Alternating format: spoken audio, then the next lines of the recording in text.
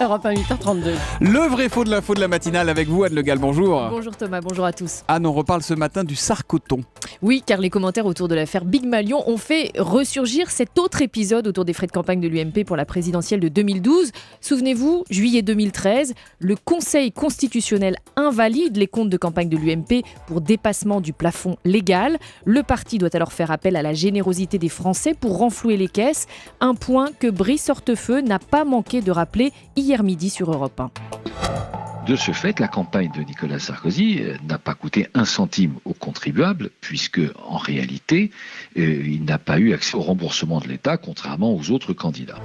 Alors Anne, quand Brice Hortefeux affirme que le financement de la campagne UMP pour la présidentielle n'a pas coûté un centime, c'est ce qu'il dit aux contribuables, il dit vrai ou il dit faux ? Il dit faux. En dépit du sarcoton, le contribuable a mis la main à la poche indirectement. Je vous explique. Après l'annulation des comptes du candidat Sarkozy par le Conseil constitutionnel en 2013, l'UMP se trouve privée, c'est vrai, d'un remboursement par l'État de 10,6 millions d'euros. Et l'appel aux dons lancé à ce moment-là permet effectivement de récolter à peu près la même somme de 10,6 millions d'euros. En 2 mois, vous vous souvenez, c'était assez incroyable. Oui. C'était d'ailleurs la plus importante collecte jamais réalisée par un parti politique sous la Ve République. Donc oui, là, on était sur de l'argent privé, ceux qui voulaient donner, il n'y avait pas d'argent public là-dedans, pas de coup de pouce de l'État. Sauf qu'il ne faut pas oublier que ces dons à un parti politique sont en partie défiscalisables. On peut déduire 66% du montant du don de son impôt sur le revenu.